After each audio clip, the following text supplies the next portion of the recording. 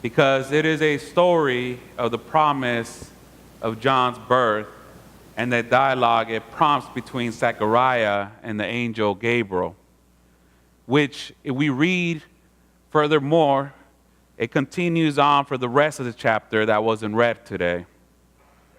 Also, what we didn't hear in today's reading is that Zechariah is a priest, and he is actually on priestly duty at the temple when he encounters the angel Gabriel.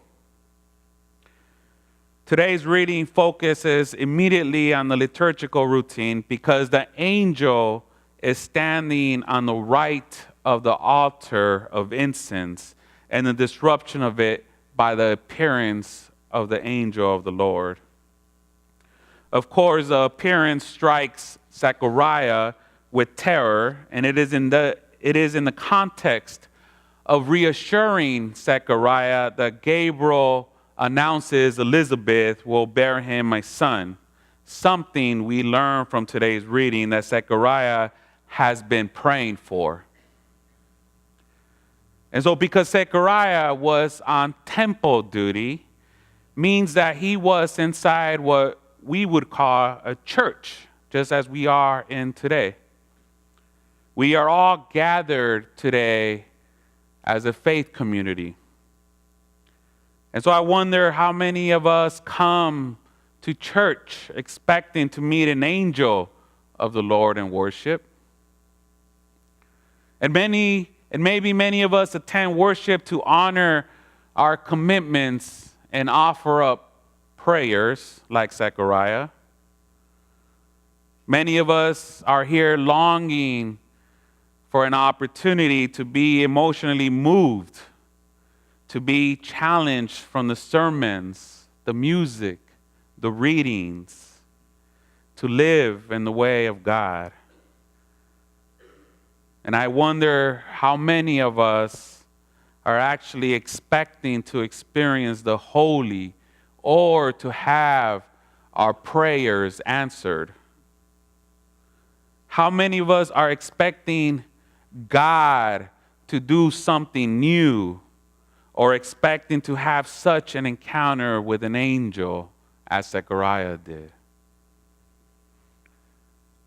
Truth is, we will probably never experience what happened to Zechariah literally.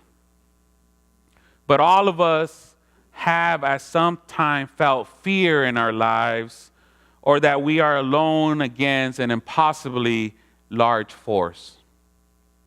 We may feel it when we think about how can we as a faith community change the entire world, or on a personal level, when we struggle to change habits that have the weight of years and decades behind them.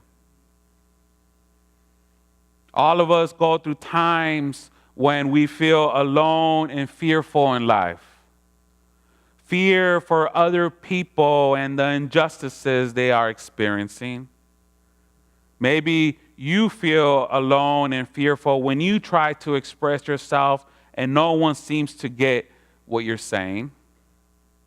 There are times when we feel alone and fearful even when we're surrounded by friends and family. The truth is, all of us feel alone and fearful in some context, in some situation. No matter how integrated into a group we seem to be, there are times when we feel that we're on our own with our own fears of life.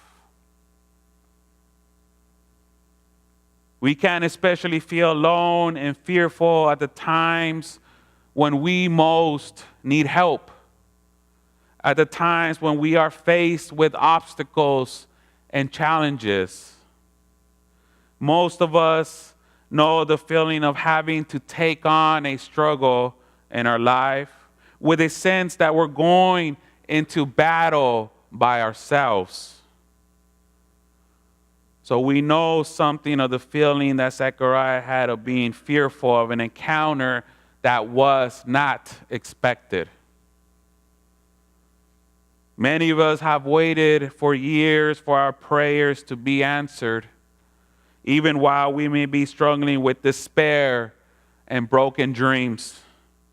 Many of us long for a birth announcement, for a promise and a sign that new life will spring in our lives, or perhaps in the lives of various struggling communities. Maybe some of you are fearful because you have come to believe that you are unimportant in the grand scheme of life, that you are forgotten. But the good news, of course, is that all of us, I believe, as it has been mentioned through the children's moment, we are all surrounded by angels in life to tell us time after time not to be afraid. All of us do encounter the angel of the Lord, maybe not in the same way as Zechariah did, but for sure in a way that brings us hope and assurance in life. I believe that these encounters of angels exist every Sunday we gather together as a faith community. For starters,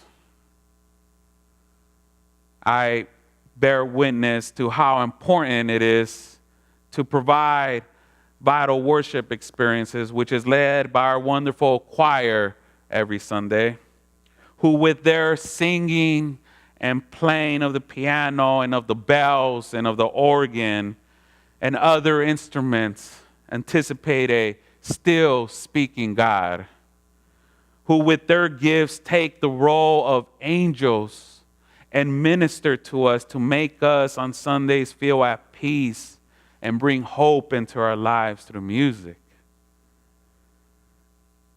I believe there are angels among us because all of us, not just us ministers, all of us do reassure each other as a community that our lives are not destined to be barren, and that we all have a role in preparing a way for peace and love to exist in our communities. And we are surrounded by angels because we are a faith community that when we do question and doubt, we let each other know that we are in good company with those questions and doubt. I have witnessed all of us be angels to each other in this place many, many times.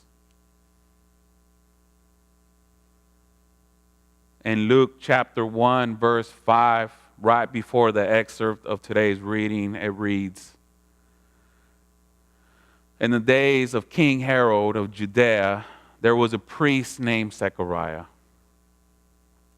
And after that, it goes on to talk about the priestly order Zechariah was a part of, and into Elizabeth's genealogy.